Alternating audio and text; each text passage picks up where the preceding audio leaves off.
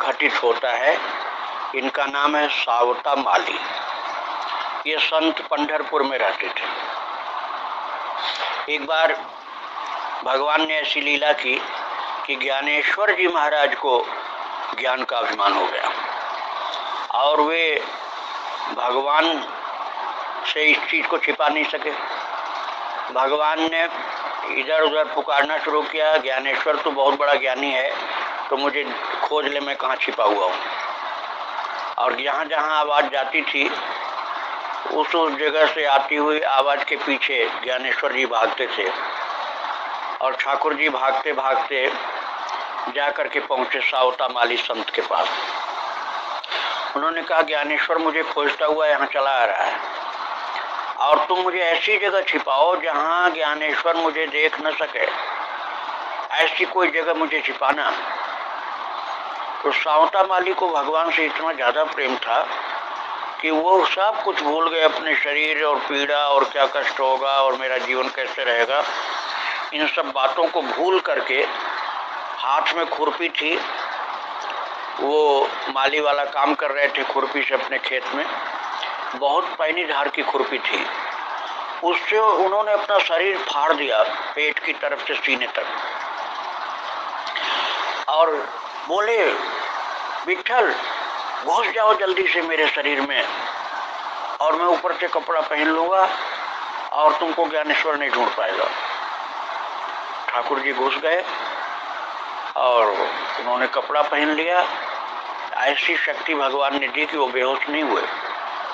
ज्ञानेश्वर जी आए, बहुत पुकारे, किंतु भगवान विठल को नहीं खोज पाए, जगह जगह आवाज आती रही।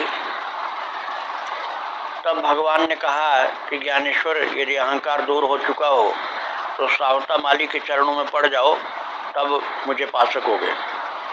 सावता माली संत के चरणों में ज्ञानेश्वर जी जब पड़े, तब उन्होंने कुर्ता हटा करके कहा, है जो मैंने फाड़ा इसी के अंदर घुसे हुए हैं विठल। विठल भगवान बाहर आए और हाथ से शरीर को स्पर्श करा के सारा घाव ठीक कर दिया, केवल निशान उसका रह गया। और इस तरह से सावता माली की भक्ति, त्याग, बलिदान को ठाकुर जी ने सिद्ध किया। श्री राधे राधे।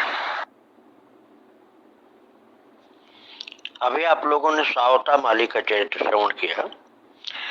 संत सावता माली ने जिस तरह से भगवान को अपना संपूर्ण उदर और वक्ष तक फाड़ करके अंदर किया, ये कार्य हर किसी के बस का नहीं हो सकता है। बहुत बड़ा कोई प्रेमी हो वही ऐसी बात सोच सकता है, नहीं तो कोई स्थिति तक जाने को तैयार नहीं हो सकता है। और भक्तों, सामान्य मनुष्य के अंदर जिज्ञासा तो होती है, किंतु बलिदान के लिए इतना बड़ा प्रेम नहीं होता है। और यदि प्रेम हो तो उस व्यक्ति को इतना आवेश आता है भक्ति का कि उसे साधारण लोग पागल ही कहेंगे, किंतु उस प्रेम के आनंद का आस्वादन प्रेमी ही जानता है, प्रेमी ही करता है। और बहुत श्रद्धावान के समझ में कुछ आता है, नहीं तो समझ में भी नहीं आता है। एक राजा दक्षिण भारत में थे, केरल में। उनका नाम था कुलशेखर। वो साक्षात भगवान के कौस्तुभ मणि के अवतार थे। वो संतों की सेवा में अपने कर्मचारियों और मंत्रियों सहित लगे रहते थे। कर्मचारियों मंत्रियों के अंदर भले वो भाव न हो, लेकिन राजाज्ञा में तो करना पड़ता था। एक बार ऊब करके, महाराज के इस श्रद्धा भाव से ऊब करके मंत्रियों ने सोचा किसी तरह से संतों के प्रति कुभाव इनके मन में पैदा हो जाए, ऐसा कुछ करना चाहिए। तो मंत्रियों ने राजा से शिकायत की कि ये साधु लोग जो आप इतना मानते हैं, ये चोरी करते हैं, जबकि आरोप बिल्कुल झूठा था। मंत्रियों ने ही ऐसा कुछ किया था, चोरी वाला नाटक। तो सब कुछ करने के बाद भी कुलशेखर के मन में संतों के प्रति भाव कम नहीं हुआ उन्होंने कहा, तुम चाहे जितना संतों को दोष लगाओ, मेरे मन में थोड़ा सा भी भाव कम हुआ हो तो मैं अभी परीक्षा करके दिखाता हूँ। महाराज, एक कलश में उन्होंने विषधर सर्प और सोने की मुहरें दोनों चीज डाली और हाथ डाल करके मुहर निकाल लिया। कलश में सर्प ने उनको नहीं डसा। तब मंत्री लोग चरणों में पड़ गए कि महाराज, आपका भाव नहीं कम कर सकते हैं। उनको एक ब्राह्मण, विद्वान ब्राह्मण रोजाना राम जी की कथा रामायण की सुनाता था। वो राम जी के बड़े अद्भुत भक्त थे। एक दिन ब्राह्मण ने खरदूषण वाला प्रकरण सुनाया, जिसमें सीता जी और लक्ष्मण जी दूसरी तरफ गुफा में हैं प्रभु की आज्ञा अनुसार, और भगवान राम जी अकेले खरदूषण से युद्ध कर रहे हैं। तो बस ये सुनते ही राजा कुलशेखर को भक्ति का आवेश आ गया। ये बिना उच्च श्रद्धा हुए बात समझ में नहीं आ सकती। महाराज, इतना ऊंचा आवेश आया कि राजा तो उठ करके खड़ा हो गया और मंत्री को चिल्ला करके बोला, मंत्री तुरंत सेना तैयार करो, राम जी हमारे अकेले पड़ गए हैं और खरदूषण की 14,000 सेना घेर रखी है राम जी को। मैं जीवित रह के क्या करूंगा यदि अब मैं सहयोग नहीं किया तो। वो भूल गए कि ये त्रेता युग की बात है और राजा थे कलयुग में।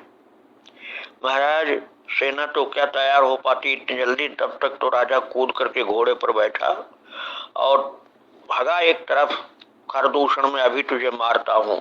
राम जी को अकेला समझ रखा है, ऐसे चिल्लाते हुए। भगवान की ऐसी लीला हुई कि आगे संत लोग आए। उन्होंने कहा, महाराज, खरदूषण तो मारा गया। राम जी ने 2 दिव्यास्त्र उठाए और सब खरदूषणों के सेना सहित खरदूषण को मार दिया। तब वो लौट करके अपने घर आए। इस घटना से ब्राह्मण सावधान हो गए जो रामायण की कथा सुनाता था। उसने समझ लिया महाराज को कभी ऐसी कोई कथा नहीं सुनाऊंगा जिसमें इनको कोई दुखद झटका लगे जिससे ये घबरा जाए। तो वो सावधान रहता था, ऐसे प्रसंग सुनाता ही नहीं था, जैसे सीता राज का प्रसंग नहीं सुनाता था। लेकिन महाराज, वो ब्राह्मण जो राम कथा सुनाते थे, वो एक दिन बीमार हो गए। तो उनका लड़का भी विद्वान था। उन्होंने अपने लड़के को भेजा कि महाराज को रोजाना राम कथा सुनाई जाती है, कोई दिन खाली नहीं जाना चाहिए, आज बेटा तुम जाकर सुनाए आओ।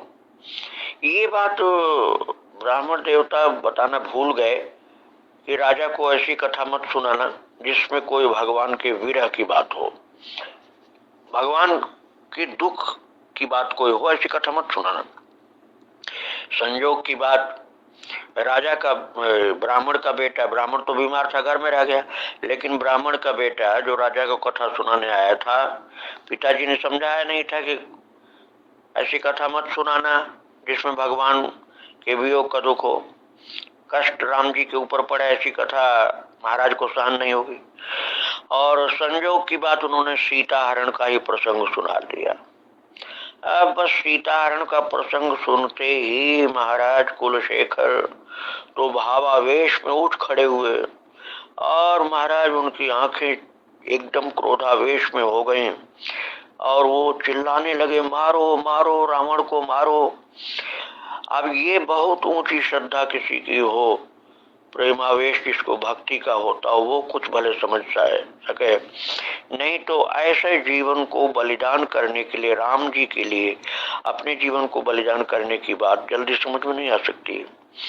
वो महाराज कुलशेखर तो दौड़कर घोड़े पर चढ़े और मारो मारो रावण को मारो, मैं सीता माता को नहीं लेकर जाने दूंगा, मैं अभी रावण को मार करके सीता को छुड़ाऊंगा और सीता जी के चरणों में मस्तक रख करके उनको वापस लाऊंगा, ऐसे चिल्लाने लगे हुए। और केरल की घटना है, केरल समुद्र के किनारे है। राजा प्रेम विभोर दशा में जा करके घोड़ा सहित समुद्र में कूद पड़ा और वो तो ये समझ रहा है कि मैं लंका में जा रहा हूं मारने के लिए रावण को, क्योंकि वो लंका में चला जा रहा है। महाराज, ऐसी प्रेम विभोर दशा थी राजा कुलशेखर की कि कोई उनको रोक नहीं सका और भगवान श्री सीताराम जी को उनकी चिंता हो गई समुद्र में जहाँ घोड़ा कूदा था, ऊपर महाराज बैठे हुए थे घोड़े पर, वहां से समुद्र का जल सूख गया और ऊंची जगह पर से सीताराम जी महाराज प्रकट हो गए और राजा से बोले भगवान श्री राम जी, अरे महाराज आप क्यों परेशान हो? मैंने तो उसको मार दिया, रावण को तो मैंने मार दिया। उस नीच ने जैसा कर्म किया था वैसा उसको फल मिल गया। मैं देखो सीता सहित तुम्हारे सम्मुख खड़ा हूँ, सीता जी को तो मैं लेकर के तुम आ गया, तुम्हारे सम्मुख खड़ा हूँ, अब क्यों परेशान हो? वापस चलो, घर चलो। और जब वो सामान्य स्थिति में होकर के श्री सीताराम जी के चरणों में प्रणाम किए और घर के लिए चल पड़े और प्रसन्नता से मुख कमल खिल उठा, तब बिल्कुल जब सामान्य स्थिति में आ गए और उन्होंने समझा कि अरे मैं तो कलयुग में हूँ, ये त्रेता युग की घटना थी। जब ये इनको याद आया तब सीताराम जी उनके सिर पर हाथ फेर करके अंतर्धान हुए। ऐसा विचित्र प्रेमावेश उनको होता था। भगवान श्री राम जी आकर के उनके जीवन की रक्षा करते थे। महाराज बहुत ही धर्मात्मा थे, राजा के वेश में होने पर भी संत थे। उन्होंने मुकुंद माला स्तोत्र रत्न नाम का एक ग्रंथ लिखा था, जिसके श्लोक आज भी कहीं कहीं मंदिरों में पाठ किए जाते हैं। संभवतः आप लोग सुने होंगे, कृष्ण त्वदीय पद पंकज पंजरांते अद्यैव में विशतु मानस राजहंस प्राण प्रयाण समय कफवात पेत्तई कंठावरोधन विधौ स्मरणम कुतस्ते। ये पाठ बड़े बड़े मंदिरों में होता है। इसका अर्थ है, हे कृष्ण भगवान। कृष्ण भगवान और राम जी दोनों की बराबर पूजा करते थे। उनको ये ज्ञान था कि कृष्ण और राम एक ही है, तो दोनों रूप के समान उपासक थे वो। हे कृष्ण भगवान, आपके चरण कमल मेरे हृदय में अभी जैसे विराजमान है, ऐसे सदा विराजमान रहें। प्राण के प्रयाण के समय में कफवात पित्त के अवरोध के कारण विस्मरण न हो जाए, ये इसका भाव था। तो ऐसे उनके बहुत से भक्ति भाव युक्त श्लोक हैं जो मुकुंदमाला स्तोत्र में है। अद्भुत भक्ति महाराज की। कुलशेखर राजा को, जिस समय वो केरल के राजा थे, बहुत से राजा लोग जा करके स्वयं उनके चरणों में मस्तक झुका करके उनकी अधीनता स्वीकार करते थे, जबकि वो दिग्विजय करने के लिए या किसी राजा के ऊपर अपना प्रभाव दिखाने के लिए कभी नहीं जाते थे, लेकिन उनका आशीर्वाद पाने के लिए राजा लोग जाते थे, संत लोग जाते थे उनका दर्शन करने के लिए। और संतों का तो बहुत आदर करते थे महाराज, और अपने राज भवन में संतों को ठहरा करके उनका चरण धो करके पीते थे, उनकी आरती करते थे, संतों की पूजा करते थे, बड़े भाव से संतों के लिए भंडारा करते थे। ऐसे महाराज कुलशेखर जो त्याग बलिदान के लिए प्रसिद्ध थे, भगवान श्री राम जी के लिए अपने जीवन को निरंतर बलिदान करने को तैयार रहते थे। ऐसी भावपूर्ण कथा जिसमें राम जी को या भगवान कृष्ण को कष्ट मिल रहा हो, वो सुन करके सामान्य स्थिति में रह नहीं सकते थे। इसलिए संत लोग, विद्वान लोग उनको अधिक भावुकता की कथा नहीं सुनाते थे जिसमें कहीं उनका प्राण न निकल जाए, कहीं शरीर न छूट जाए। इसलिए उनके जीवन की रक्षा हो, यही सोच करके उनको बहुत ज्यादा भाव विभोर होने वाली कथा नहीं सुनाई जाती थी, क्योंकि फिर उनको संभालना मुश्किल पड़ जाता था। ऐसा प्रेम किसी के अंदर होता है तो वही भगवान के लिए बलिदान करता है, उसी का जीवन प्रभु के लिए